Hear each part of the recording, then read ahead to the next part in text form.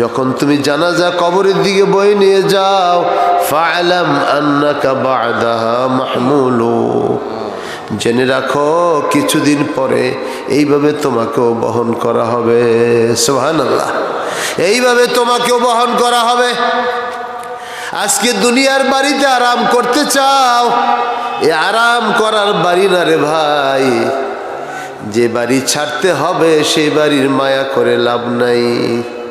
লা খায়রা ফিদ দুনিয়া ইল্লা লিমান লাম ইয়াকুন লাহু মিনাল্লাহি ফি দারিল মাকামি নাসীবু ওয়া ইন তু'জিবিদ দুনিয়া রিজালান ফাইন্নাহা মাতাউন কালিলুন ওয়াজ যাওয়ালু করিবু। আল্লামা মুতানাব্বি বলেন, ইয়া নাফসু লা খায়রা ফিদ দুনিয়া, দুনিয়ায় কোনো মানুষের জন্য কোনো কল্যাণ নাই, ইল্লা লিমান লাম ইয়াকুন লাহু মিনাল্লাহি ফি দারিল মাকামি নাসীবু, যদি না আখিরাতে সে কোনো কিছু ঘর না বানায়, আখিরাতের জন্য যদি প্রস্তুতি না নেয়, তার কোনো কল্যাণ নাই। এই বাড়ি তো বানাইলো, দেখেন সিলেটের মানুষেরা কত বাড়ি বানায় রাখছে, থাকার সুযোগ হয় না। সে হয়তো আমেরিকায়, সে হয়তো লন্ডনে, ফ্রান্সে, বাড়ি ঠিকই নির্মিত হয়েছে, সে নাই। হ্যাঁ, বাড়ি যারা নির্মাণ করেছে তারা বাঁশবাগানের নিচে শায়িত হইয়া গেছেন, শূন্য বাড়ি পড়ে আছে। এই জন্য কবি বলেন, লা খায়রা ফিদ দুনিয়া, দুনিয়ায় কোনো মানুষের জন্য কল্যাণ নাই, ইল্লা লিমান লাম ইয়াকুন লাহু মিনাল্লাহি ফি দারিল মাকামি নাসীবু, যদি না আখিরাতের জন্য কোনো কিছু প্রস্তুতি না নেয়, দুনিয়ার বাড়িঘর আরাম আয়েশের মধ্যে কোনো চাকচিকের মধ্যে কল্যাণ নাই। আমরা তো শহরের বাড়িতে দেখি কত মানুষ বাড়িঘর করে অন্ধকার কবরে শায়িত হয়ে আছে। হ্যাঁ, এই জন্য বলি রে ভাই, আমরা আজকে সরব, একদিন আমরাও নীরব হয়ে যাব। ওয়াইন তু'জিবিদ দুনিয়া রিজালান ফাইন্নাহা, যদিও দুনিয়ার চাকচিক্য মানুষকে অবাক করে, এত সুন্দর এত কিছু, ফাইন্নাহা মাতাউন কালিলুন ওয়াজ যাওয়ালু করিবু, এগুলো সব মাতা সামান্য সময়ের জন্যে, ওয়াজ যাওয়ালু করিবু, আর যত কিছু দেখো অচিরেই তোমার হাতছাড়া হয়ে যাবে। বহু মানুষ আছে আমার শহরের মধ্যে গুলশানে, 15 দিন আগে মাটিতে কোপ দিয়েছি বাড়ি করার জন্য, বাড়ি করতেছে। 15 দিন পরে আবার ওই বাড়িতে আমরা গিয়েছি ওই বেটার জানাজা পড়তে। এর জন্য বলি রে ভাই, এই নিঃশ্বাসের তো বিশ্বাস নাই। এর জন্য প্রস্তুতি নিতে হবে চরমপুর আখিরাতের জন্যে। আল্লাহর হাবিব মুহাম্মদুর রাসূলুল্লাহ সাল্লাল্লাহু আলাইহি সাল্লাম, তিনিও বিদায় হয়ে গেছেন, আমাদেরকেও বিদায় হয়ে যাওয়ার কথা বলে গেছেন, তোমরাও ইন্তেকাল করবে। নবীজি বলেন, উদ্দা নাফসাকা মিন আসহাবিল কবুর, নিজেকে সবসময় কবরের বাসিন্দা মনে করো। নিজে কোথার বাসিন্দা? কবরের বাসিন্দা মনে করো। আজকে চাকচিক্য সারা দেশ ভরে, এই যে নতুন বর্ষ উদযাপন করলো, শহরের ভিতরে সারা রাত্র পটকাবাজি, সারা রাত্র বিনোদন, সারা রাত্র বেহায়াপনা, বেলাল্লাপনা, মানুষের মধ্যে খবর নাই যে একদিন তাকে যাইতে হবে। কত মানুষ দুনিয়ার থেকে বিদায় হয়, মানুষ মনে করে আমরা বুঝি থাকবো না। রে ভাই, তোমাকেও যেতে হবে। তোমার যৌবন, তোমার তারুণ্য, তোমার পাগলামি চিরকাল থাকবে না রে। এমন বহু লোক দুনিয়াতে পাগলামি করেছে, তারাও এখন নীরব ভূখণ্ডে শুয়ে রয়েছে। এই জন্য আল্লাহ নবী বলেন, এ আল্লাহর বান্দা বান্দিরা গো, সবসময় ইয়াদ করো, কবর তোমাকে ডেকে বলে, আনা বাইতুদ দুদ আনা বাইতুল ওয়াহশা, আমি একাকিত্বের ঘর, আমি কীট পতঙ্গের ঘর, এখানে তোমাকে যাইতে হবে। এই জন্য এখানে যাওয়ার মূল উপাদান হলো ঈমান। কি বলেন? জোরে বলেন কি? ঈমান। এই ঈমানের রূহ, ঈমানের প্রাণ হইতেছে হুব্বে রাসূল সাল্লাল্লাহু আলাইহি ওয়াসাল্লাম, আল্লাহ নবীর ভালোবাসা, আল্লাহ নবীর প্রেম ভালোবাসাই হলো ইমানের প্রাণ। কিস কদর খুশবख्त है वो किस कदर दिलशाद है जिसके दिल में सैयद खैरुल बशर की याद है। ওই দিল কতই না সৌভাগ্যবান, ওই দিল কত বা খুশকিসমত, যেই দিলের ভিতরে তাজদারে মদিনা মুহাম্মদুর রাসূলুল্লাহ সাল্লাল্লাহু আলাইহি সাল্লামের ইয়াদ রয়েছে। বলেন সুবহানাল্লাহ। এরে ভাই রে, আল্লাহর হাবিব সাল্লাল্লাহু আলাইহি সাল্লামকে ভালোবাসা মোহাব্বত করা এটা ঈমানের অংশ। ইমাম বুখারী রাহমাতুল্লাহ আলাইহি কিতাবুল ঈমানের মধ্যে তরজমাতুল বাব রচনা করেছেন, বাবু হুব্বির রাসূল মিনাল ঈমান। বলেন সুবহানাল্লাহ। বাবু হুব্বির রাসূল মিনাল ঈমান, আল্লাহ রাসূলের মোহাব্বত করা ঈমান। বাবু হুব্বিল আনসার মিনাল ঈমান, মদিনার আনসারদেরকে মোহাব্বত করা ঈমান। সুবহানাল্লাহ। তাইলে বোঝা গেল আল্লাহ রাসূলের ভালোবাসা প্রেম এটা ঈমানের আত্মা, ঈমানের প্রাণ। আর নাজাতের প্রাণ হইতেছে ঈমান। আপনার আমার যদি আখিরাতের অনন্ত জীবনে মুক্তি পাইতে হয়, তাহলে মুক্তি পাওয়ার পথ হইল ঈমান। আর ঈমানের প্রাণ হইতেছে হুব্বে রাসূল। আল্লাহ রাসূলের ভালোবাসা ছাড়া মানুষ ঈমানদার হইতে পারে না। এজন্য আল্লাহ রাব্বুল ইজ্জতুল জালাল কোরআনে কারীমে বলেন, লিতুমিনু বিল্লাহি, তোমাদের কর্তব্য হলো আমি আমার রাসূলকে তোমাদের কাছে পাঠাইছি। তোমাদের কর্তব্য লিতুমিনু বিল্লাহি ওয়া রাসূলি, তোমরা আল্লাহর উপরে প্রথমে ঈমান আনবে, এরপরে তার প্রেরিত রাসূলের উপরে ঈমান আনবে। সুবহানাল্লাহ। লিতুআজ্জিরুহু লিতুআজ্জিমুহু, নবীজিকে লিতুওয়াক্কিরু ওয়া তুআজ্জিমুহু, নবীজিকে তাজিম তাওকির করবে, ইজ্জত দিবে, নিজের জানের চাইতে বেশি মায়া করবে। এরপরে আল্লাহ পাক তৃতীয় স্টেপে বলেছেন, তুসাব্বিহুহু বুকরাতাও ওয়া আসীলা, নবীকে মোহাব্বত করিয়া এরপরে তুমি ইবাদত বন্দিগি করবা, ওই ইবাদত বন্দিগি আল্লাহর কাছে কবুল হবে। সুবহানাল্লাহ। এই জন্য আগে লাগবে ঈমান, হুব্বুল্লাহ ও হুব্বে রাসূল, এরপরে আসবে নবী প্রেম, ভালোবাসা। নবী প্রেম যদি না থাকে রে ভাই, কোনো মানুষ ঈমানের পথে উত্তীর্ণ হইতে পারে না। পৃথিবীতে নবীর প্রেমে প্রথম উত্তীর্ণ হয়েছেন হযরতে সাইয়্যিদুনা সিদ্দিক আকবর রাদিয়াল্লাহু তাআলা আনহু। সুবহানাল্লাহ বলেন। আল্লাহ রাব্বুল ইজ্জতুল জালাল ওনাকে এত বড় সম্মান মর্যাদা দিয়েছেন নবী প্রেমের কারণে। আল্লাহ নবীকে সবচেয়ে বেশি মহাব্বত করতেন সাইয়্যিদুনা আবু বকর সিদ্দিক রাদিয়াল্লাহু আনহু। এই জন্য মোহাব্বতের নমুনা, মোহাব্বতের বিনিময় আল্লাহ পাক তেনাকে দান করেছেন নবীর সাথী রাউজা আথারের মধ্যে শায়িত আছেন। সুবহানাল্লাহ। দুনিয়া নবীর সাথী, কবরে নবীর সাথী, হাসরের ময়দানে নবীর সাথী, যুদ্ধের ময়দানগুলোতে নবীর সাথী, হিজরতের রাতেও নবীর সাথী, জান্নাতেও নবীর সাথী। সুবহানাল্লাহ। ভালোবাসার বিনিময়, ভালোবাসার প্রাপ্তি কেমন দেখেন। দুনিয়াতে তো নবী প্রেম যখন কারো মধ্যে আসে, ওই লোকটা মোকাম্মাল মোমেন হইয়া যায়, মোকাম্মাল মুসলিম হইয়া যায়। নবীর ভালোবাসা না থাকলে দাড়ি রাখতে পারে না। দেখবেন যারা দাড়ি কাটে তারা নবীর প্রেমিক হইতে পারে না। কোনো পয়গাম্বর দাড়ি কাটে নাই, কোনো অলি বুজুর্গ দাড়ি কাটে নাই। কেন? দাড়ি রাখাটা হইল নবী প্রেমের নমুনা। যে নবীকে ভালোবাসে সে দাড়িতে হাত দিতে পারে না। ওই জমানার একজন বড় বুজুর্গ ছিল মির্জা কাতিল। তিনি বলতেছে, একজনকে দেখে যে দাড়ি শেভ করে, তিনি বলতেছে, এ মিয়া দাড়ি কাটো কেন? আমি দাড়ি কাটি, তোমার তো কোনো সমস্যা নাই। কোনা তুমি তো দাড়ি কাটতেছ, আমার নবীর কলিজায় আঘাত দিতেছ। আল্লাহু আকবার, জোরে বলেন আল্লাহু আকবার। তুমি দাড়ি কাটতেছ না, আমার নবীর কলিজায় পোষ মারতেছ। নবীজির মোহাব্বত যার মধ্যে আছে সে সুন্নত টুপি মাথায় দিবে, পাগড়ি মাথায় দিবে, সুন্নতি জামা পরবে, মেসওয়াক করবে, বিবিকে পর্দায় রাখবে। নবীর সুন্নত যার মধ্যে, মোহাব্বত যার মধ্যে যত বেশি, সুন্নতের ইত্তেবাও তত তার মধ্যে বেশি। সুবহানাল্লাহ।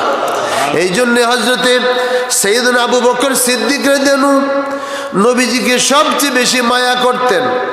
হিজরতের রাতে নবী আলাইহিস সালাতু ওয়াস সালাম রওনা হয়েছেন, হিজরত করবেন।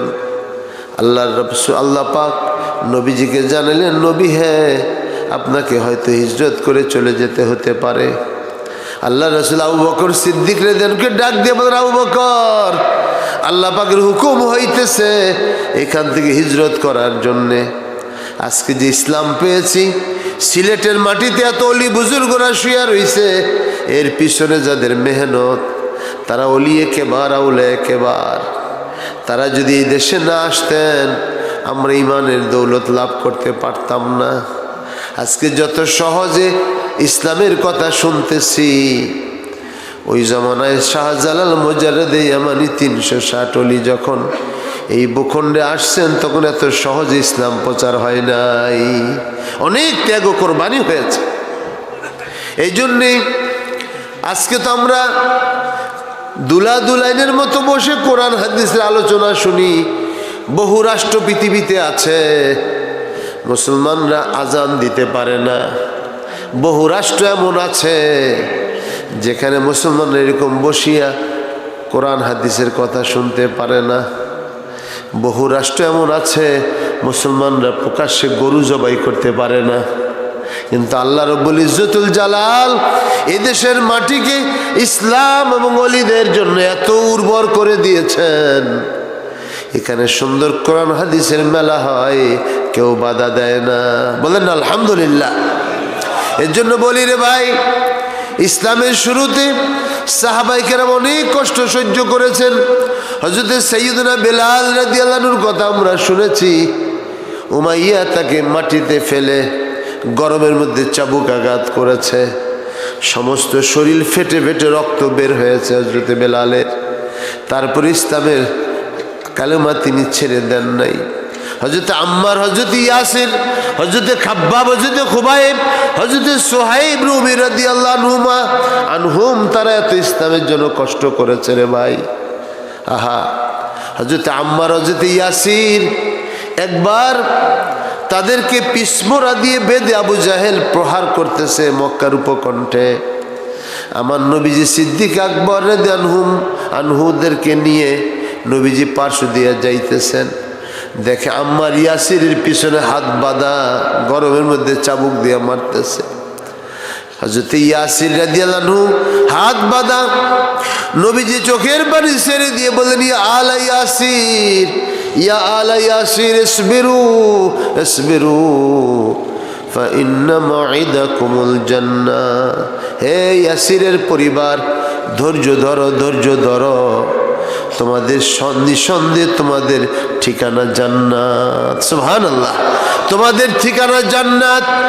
এর জন্য বাইরে গো, ইসলামের জন্য তাদেরকে অনেক কষ্ট সহ্য করতে হয়েছে।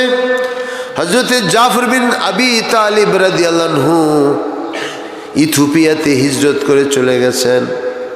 70 জন মুসলমান সেখানে হিজরত করেছেন। ধর্মের জন্য হিজরত সাহাবায়ে কেরামি নিদর্শন রেখে গেছে। এত দূর হিজরত করেছে, খাবার দাবার নাই, গাছের পাতা চাবায়া খাইছে। এরকম রাস্তায় পড়ে থাকা পাথরের টুকরা তারা খাইছে, কিছুই খাবারের ছিল না। হাড্ডিগুলো এখনো পৃথিবীর সবচেয়ে খরা পীড়িত এলাকা হল ইথিওপিয়া। সেই ইথিওপিয়াতে হিজরত করে মুসলমানরা গিয়েছে নাজ্জাশীর দেশে। মুসলমানরা ক্ষুধার কারণে এই হাড্ডিগুলো সব বের হয়ে গেছে। হাড্ডি এখনো ওই দেশের মানুষ ক্ষুধা মঙ্গায় ভোগে। ওই দেশের পশুগুলোর দেখলে দেখবেন হাড্ডি সার। ওই সময় মুসলমানরা হিজরত করে গেছেন সেখানে। সব হাড্ডি সার হয়ে গেছে, কিছু খাবারের ছিল না। তারপর ইসলামের দাওয়াত, ইসলামের কালেমা তারা ছেড়ে দেয় নাই। সুবহানাল্লাহ। বাদাল ইসলামু গরিবান সায়াউদু কামা বাদা। ইসলাম এক সময় গরিব ছিল, অসহায় ছিল, অপরিচিত ছিল, আবার সেদিকে ইসলাম রওনা হয়েছে। আজকে দুনিয়ার চাকচিক্য, দুনিয়ার উন্নতি হইতে থাকবে, অনেক হইতে থাকবে, কিন্তু ইসলামের অনুশাসনগুলো দিন দিন বিলুপ্ত হইতে থাকবে। এখন গাড়তে যাতে হ্যায় মাসাজিদ মে সফারা দিন বদিন, घटते जाते हैं मसाजिद में सफ़ारा दिन ब दिन, और घरों में भी तलावत की सदाते नहीं। दिन दिन এখন মসজিদ থেকে মুসল্লি ঘাটিয়া যাইতেছে। এখন মুসল্লি মসজিদগুলো সব ইমারত হয়ে গেছে। এক সময় মসজিদ কাঁচা ছিল, মুসলমানদের ঈমান পাকা ছিল, ঠিক কিনা? এখন মুসলমানরা অনেক বাড়িঘর পাকা করে ফেলছে, মসজিদ পাকা করছে, দোতলা তিনতলা হয়েছে, এসি হয়েছে। এখন মুসলমানের দিল কাঁচা হইয়া গেছে, আজান হওয়ার পরেও মসজিদে যায় না, ঠিক কিনা?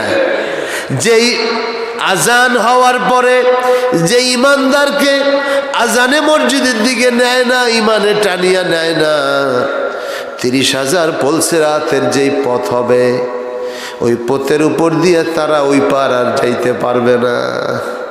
যে ইমান তাকে মসজিদে নেয় না, ওই ইমান দিয়া পুলসিরাত পার হইতে পারবে না রে ভাই। এই জন্য প্রস্তুতি নাও, এমন শক্ত ইমানের অধিকারী হও যেটা 30,000 বছরের পুলসিরাত তুমি পার হইতে পারো। যত কথা বলো কোনো কথা কাজে আসবে না রে ভাই, যত বাহাদুরি করো কোনো কাজে আসবে না, রেজাল্ট শূন্য। তুমি দুনিয়ার সব জায়গায় দৌড়াও, আমেরিকা দৌড়াও, রাশিয়া দৌড়াও, লন্ডন দৌড়াও, সব কিছুর পরিণতি কিন্তু মাটি, ঠিক নেই? মাটিতে শুইতে হবে। তুমি যত বড় বাহাদুর হও, চক্ষু বন্ধ হইয়া গেলে মাটির মধ্যে শুয়ে পড়তে হবে। এর জন্য হাজিরিন, হযরতে সাহাবায়ে কেরাম ইসলামের জন্য অনেক কষ্ট সহ্য করেছে, তারপর একটি বারের জন্য ইসলামের পথ ছাড়ে নাই। আজকে আমরা এত আরামের ইসলাম পাইছি, বুঝি না কত কষ্ট করে তারা ইসলাম প্রচার করেছে। হযরতে সিদ্দিক আকবর রাদিয়াল্লাহু আনহু নবীর সাথে হিজরতের রজনীতে মুহাব্বতের কথা বলতেছে, হুব্বে রাসূল, নবীর প্রেম মানুষকে নাজাত দেয়, নবীর প্রেম মানুষকে জান্নাতি বানায়। হযরতে সিদ্দিক আকবর রাদিয়াল্লাহু আনহু নবীজির সাথে, নবীজির থেকে 2 বছরের হায়াতে বয়সে ছোট, কিন্তু নবীর সাথে সাথে চলেন। পুরুষদের মধ্যে সর্বপ্রথম নবীকে নবী হিসাবে স্বীকৃতি দিয়েছেন সিদ্দিক আকবর। সুবহানাল্লাহ। মেরাজ থেকে আসার পরে কাফেররা বলতেছে, তোমাদের নবী যেই কথাগুলো বলে এটা একটাও সত্য না। আবু বকর সিদ্দিক রাদিয়াল্লাহু বললেন, আমার নবী কি বলছে তোমাদেরকে? তিনি বলেছেন এক রাতেই সফর করে বাইতুল মুকাদ্দাস গেছে, বাইতুল মুকাদ্দাস থেকে তিনি উরুজ করে প্রথম আসমানে গেছেন, সেখান থেকে দ্বিতীয় আসমান সপ্তম আসমান পর্যন্ত সাইর করছেন, সেখান থেকে আরশে আজিমে যাইয়া আল্লাহর সাথে দেখা কইরা আবার জমিনে ফিরে আসছেন, তখনও দেখছেন দরজার কড়া নড়তেছে। সুবহানাল্লাহ। এই মেরাজের ঘটনা যখন বললেন, হযরতে সিদ্দিক আকবর বললেন, যদি এমনই তিনি বলে থাকেন, আমি কসম করে সাক্ষী দিতেছি তিনি সঠিক বলেছেন। সুবহানাল্লাহ, তিনি সত্যই বলেছেন। সেই দিন থেকে হযরতে আবু বকর রাদিয়াল্লাহু আনহুর নাম হয়েছে সিদ্দিক, সত্যবাদী। এমন সত্যবাদী পৃথিবীতে হয় না। কখনো তিনি নবীজিকে আপনার পিছনে রাখতেন না, সবসময় সামনে।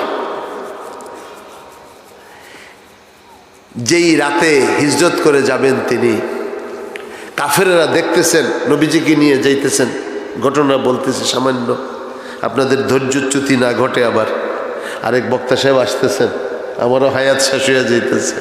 এত সুন্দর কথা কখন যে বলতে পারবো আল্লাহই মালুম। হযরতে সিদ্দিক আকবর নবীজিকে নিয়ে যাচ্ছেন, কিছু কাফের আসিয়া হাজির হয়ে গেছে, ঘোর সাওয়ার দৌড়ে আসছে, শুনছে মক্কায় ঘোষণা হয়েছে মুহাম্মদুর রাসূলুল্লাহ সাল্লাল্লাহু আলাইহি ওয়াসাল্লামের মাথা যে এনে দিতে পারবে সে 100টা ওট এনাম পাবে। ঘোষণা শুই না কিছু যুবক পাগলের মতো ছুটছে, আইসা দেখে আবু বকর সিদ্দিক রাদিয়াল্লাহু সাথে একজন যাইতেছেন। তারা জিজ্ঞাসা করে, আবু বকর তোমাকে তো চিনলাম, তোমার সাথে নিকে?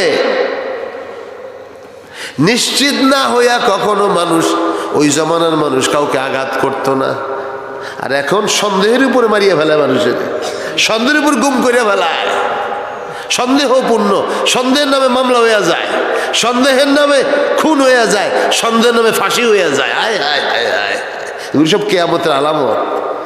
নিশ্চিত কিছু না, সন্দেহের উপরে ফাঁসি। আয় হায়, আল্লাহর কাছে কি জবাব দিবা তোমরা? হযরতে সিদ্দিক আকবর নবীজির সাথে, যদি বলেন তিনি নবী তাইলে কাফেরেরা ঝাঁপায়া পড়িয়া নবীর উপরে তার গর্দান নিয়ে নিবে, নাউজুবিল্লাহ। আর যদি বলেন তিনি নবী না, তাহলে সাদাকাত কি দামান দাগদার হতা, তাহলে সিদ্দিকের যে চাদর সেটা দাগ লাগিয়া যাইব। কথা বুঝে আসছে?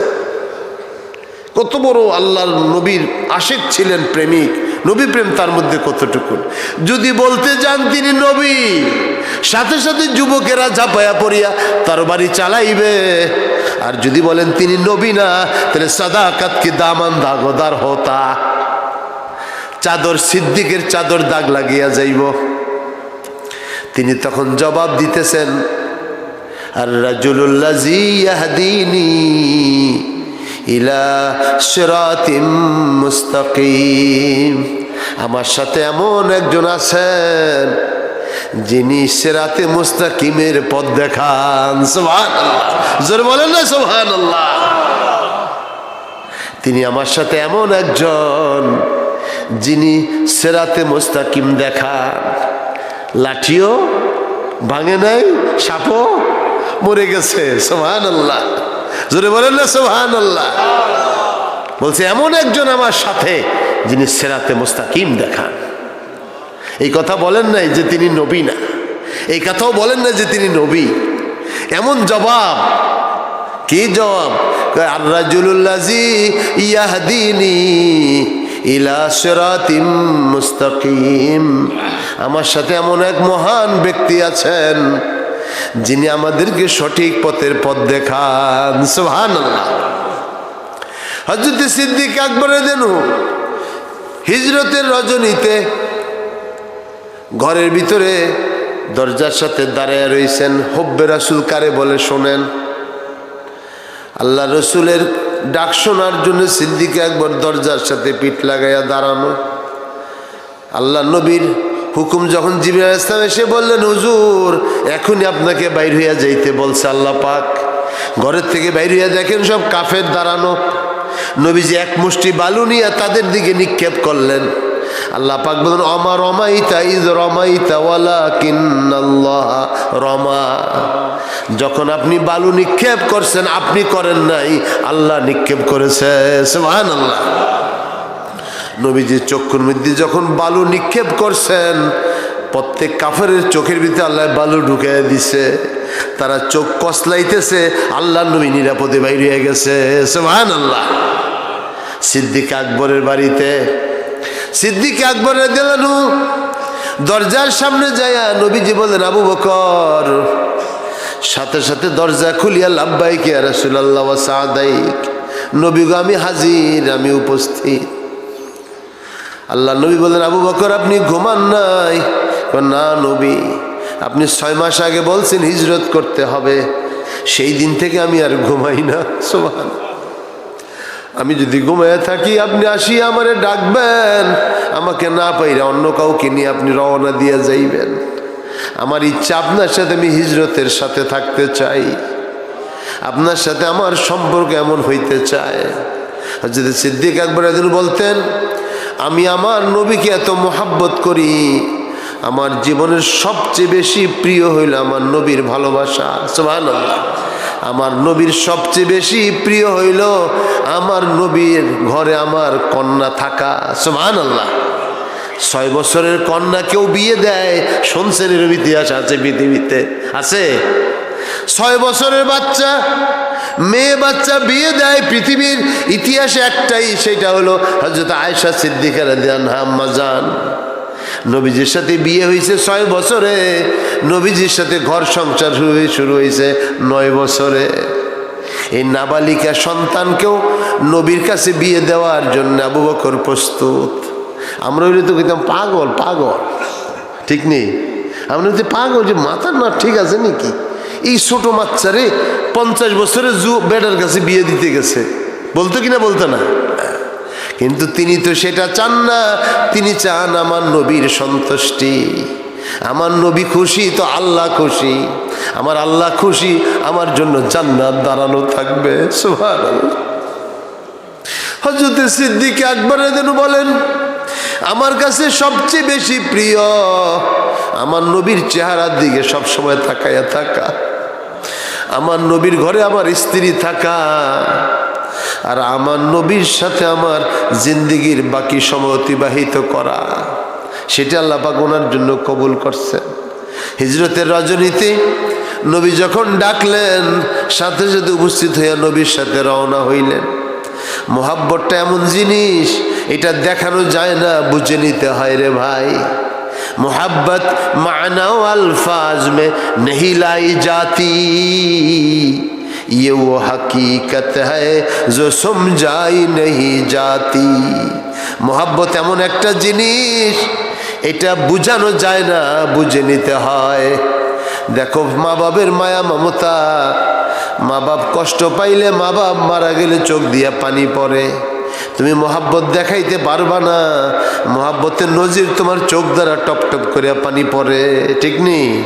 এই জন্য আল্লাহ রসুলের কে যারা মোহাব্বত করতেন, সাহাবায়ে কেরাম মোহাব্বত করতেন, নবীজির বিচ্ছেদে টপ টপ করে চোখে পানি পড়তো, মাটিতে গড়াগড়ি করিয়া কাঁদছেন যখন আমার নবী দুনিয়া থেকে বিদায় হয়েছেন। হযরত সিদ্দিক আকবর রাদিয়াল্লাহু নবীর সাথে হিজরতের রজনীতে একসাথে পাহাড়ের মধ্যে গাড়ে সাউরে সাপে কামড় দিছে, একটু হুয়াহা করেন নাই। নবী বললেন, আবু বকর আপনি আমাকে জানাইলেন না কেন? ইয়া রাসূলুল্লাহ, আমার জীবন যদি বাইর হইয়া যায়, আমার নবীর আরামের কষ্ট হোক, আমি এটা কখনো চাইব না। সুবহানাল্লাহ, আমি এটা চাইব না। নবীজি জবান মোবারক থেকে থুতু লাগাইয়া দিলেন, সাথে সাথে তার বিষ পানি হইয়া গেছে। নবীর সাথে হিজরত করছে, নবীর সাথে জিহাদের ময়দানগুলোতে গিয়েছে। আল্লাহর নবী যখন অসুস্থ হইয়া বিছনায় শায়িত, আল্লাহর নবী বলেন, মুরু আবা বাকিন বিসসালাহ, আবু বকরকে নামাজ পড়াইতে বলো। হযরত আয়েশা সিদ্দিকা রাদিয়াল্লাহু আনহা বললেন, আমার আব্বার তো মনটা নরম, আমার নবীর মিম্বারের মধ্যে, আমার নবীর মুসাল্লায় যদি আবু বকর সিদ্দিক দাঁড়ায়, আমার আব্বা ঘুরিয়া পড়িয়া কাঁদতে কাঁদতে ফিট হইয়া যাবে। হযরত আয়েশা সিদ্দিকা রাদিয়াল্লাহু আনহা বললেন, ওমরকে বলেন নামাজ পড়ানোর জন্যে। নবী তো অজ্ঞান হইয়া রইছেন, কিছুক্ষণ পরে জ্ঞান আবার আসছে। আবার মুরু আবা বাকিন বিসসালাহ, আবু বকরকে নামাজ পড়াইতে বলো, আবু বকরকে নামাজ পড়াইতে বলো। আল্লাহ নবী আদেশ করে ইঙ্গিত করলেন এই দিকে, আমার পরে পৃথিবীর মধ্যে সর্বোত্তম মানুষ আবু বকর সিদ্দিক। সুবহানাল্লাহ। এটা নবীর প্রেম ভালোবাসার জন্য হয়েছে, হব্বে রাসূলের কারণে এটা হয়েছে। নবীজি প্রকারান্তরে আবু বকর সিদ্দিক রাদিয়াল্লাহু ওনার খলিফা বানায় গেছেন, এই জন্য সকলকে খলিফাতুল মুসলিমিন বলা হয়, আর আবু বকর সিদ্দিক রাদিয়াল্লাহু বলা হয় খলিফাতুর রাসূল। বলেন সুবহানাল্লাহ, তিনি খলিফাতুর রাসূল। হযরত সাইয়েদুনা আবু বকর সিদ্দিক রাদিয়াল্লাহু নবীজির ইন্তেকালের পরে 2 বছর হায়াতে ছিলেন। কিতাবের মধ্যে আসছে 2 বছর তিনি অজর দ্বারায় কাঁদতেন। ওনার ভিতর থেকে ঢেকুরে ঢেকুরে যে কান্না আসতো, ফোফায় ফোফায় কাঁদতেন। সাহাবাই কেরাম বলেন সিদ্দিক আকবর দেনুর নবীজি এন্তেকালের পর থেকে তার এন্তেকাল পর্যন্ত যখন শ্বাস প্রশ্বাস করতেন কলিজা পোড়া গন্ধ বাইর হইত। নবীজির জন্য কাঁদতে কাঁদতে এমন হইয়া গেছেন। আল্লাহ পাক সুবহানাহু তাআলা আবু বকর সিদ্দিকীর কত বড় সম্মান দিছে দেখেন। আল্লাহ নবী যখন পর্দা করিয়া গেছেন, সিদ্দিক আকবর রাদিয়াল্লাহু খলিফা হইলেন। আম্মা জান আয়েশা সিদ্দিক রাদিয়াল্লাহু বললেন, রাসূলুল্লাহ শুইছেন, এখন আমার আব্বা জান শুইবেন এখানে। যখন তেনার আপনার মরজে মউত শুরু হইয়া গেল, তিনি বললেন আমার ইন্তেকালের পরে আমার লাশ মোবারক কফিনটা রওজা আথারের সামনে নিয়ে যাইবা, নিয়ে বলবা ইয়া রাসূলুল্লাহ এই আবু বকর আপনার আবু বকর আসছে, যদি আপনি হুকুম দেন আপনার সাথে থাকবে, আপনি হুকুম না দিলে জান্নাতুল বাকিতে শুইবে। যখন জানাজার পরে সেখানে নিয়ে যাওয়া হলো, সকলের ভিতরে তন্দ্রার ভাব আসিয়া গেল। তারা সকলে তন্দ্রাচ্ছন্ন অবস্থায় দেখতে পাইলেন কে যেন বলতেছে বন্ধুকে হাবিবের সাথে শোয়া দাও। সুবহানাল্লাহ, বন্ধুকে বন্ধুর সাথে শোয়া দাও। চিরতর আবু বকর সিদ্দিক নবীর সাথে শুইছে। যত দুনিয়ার যত প্রান্ত থেকে আজকে 15 শতাব্দী যত বান্দা বান্দি নবীজিকে যাইয়া সালাম দিছে, আসসালামু আলাইকা ইয়া রাসূলুল্লাহ। আবার এক হাত একটু সামান্য সামনে যেয়ে বলছে আসসালামু আলাইকা ইয়া আবা বকর সিদ্দিক। নবীজির সালাম হইছে, সিদ্দিক আকবরের সালাম হইয়া গেছে। এজন্য আমার ভাইরা গো, হব্বে রাসূলের পরিণতি হলো জান্নাত, হব্বে রাসূলের পরিণতি হইল আল্লাহর সন্তুষ্টি। সুবহানাল্লাহ। এজন্য আমার ভাইরা বাবাজিরা, রাত অনেক হইয়া যাইতেছে। আল্লাহ রাসূল সাল্লাল্লাহু আলাইহি ওয়াসাল্লামের মুহাব্বতের কথা কোরআনে পাকে আল্লাহ পাক কি বলছেন, আল্লাহ পাকের জবানে শুনি। বিসমিল্লাহির রহমানির রহিম। قل إن كان آباؤكم وأبناؤكم وإخوانكم وأزواجكم وعشيرتكم وأموال اقترفتموها وتجارة تخشون كسادها। আল্লাহ রাব্বুল আলামিন কোরআনে কারীমের মধ্যে ইরশাদ করতেছেন যে শাফি ইয়াউমুন নুশুর সাল্লাল্লাহু আলাইহি ওয়াসাল্লামের মুহাব্বত, তিনার মুহাব্বত সব কিছু থেকে বেশি হইতে হবে, তাইলে তুমি প্রকৃত ইমানদার হইতে পারবা। নবীর প্রেম না থাকলে, ভালোবাসা না থাকলে আমল করা যায় না রে ভাই। নবীর ভালোবাসা না থাকলে সুন্নতের আমল করতে পারে না। নবীজি বলছেন মান আহাব্বা সুন্নতি ফাকাদ আহাব্বানি, যে আমাকে আমার সুন্নত মোহাব্বত করলো সে আমাকে মোহাব্বত করলো। ওমান আহাব্বানি কানা মাই ফিল জান্নাহ, যে আমাকে ভালোবাসলো সে আমার সাথে জান্নাতে থাকবে। সুবহানাল্লাহ।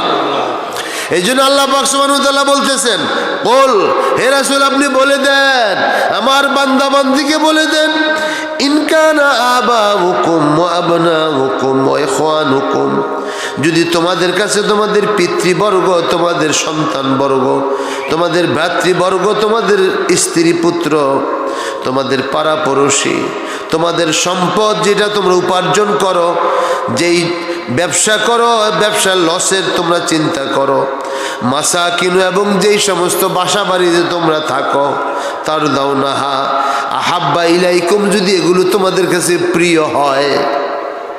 আল্লাহ পাক বলতেছেন আল্লাহ এবং রাসূল থেকে যদি এগুলো তোমাদের কাছে প্রিয় হয়, আল্লাহর রাহে জিহাদ করা যদি এগুলির চেয়ে তোমার এগুলো সব প্রিয় হয়, ফাতারাব্বাসু, আল্লাহ পাক সতর্ক করেন, হুঁশিয়ার করিয়া দিতেছেন, সাবধান হও, সতর্ক। ফাতারাব্বাসু, অপেক্ষা করো আল্লাহর আযাব আসার জন্যে। হাত্তা ইয়াতি আল্লাহু বিআমরিহি, আল্লাহর আদেশ আসার জন্য অপেক্ষা করো। অর্থাৎ আল্লাহ পাকের রসুলের মোহাব্বত তোমার সব কিছুর চাইতে বেশি হইতে হবে। সুবহানাল্লাহ। আল্লাহু লা ইয়াহদিল কওমাল ফাসিকিন, আল্লাহ পাক কোনো পাপাচারীকে কখনো হেদায়েত দেন না। এই জন্য ভাইরা বাবাজি রাগো, আমার মা বোন রাগো, হব্বে রাসূল ইমানের প্রাণ হইতেছে, ইমানের প্রাণ হইতেছে ভালোবাসা নবীর। এখন কিভাবে আপনি বুঝবেন মেয়ারে মোহাব্বতটা কি? সকলেই তো দাবি করে আমি রসুলকে মোহাব্বত করি। মেয়ারে মোহাব্বত কি হবে? মুসনাদ আহমদের এক হাদিস আসছে, নবীজি বলেন হব্বুকা শাইয়ুমি ওয়া ইউসিম, নবীর ভালোবাসা তোমাকে, কোনো বস্তুর ভালোবাসা তোমাকে অন্ধ করিয়া দিবে, তোমাকে বধির বোবা বানায়া দিবে।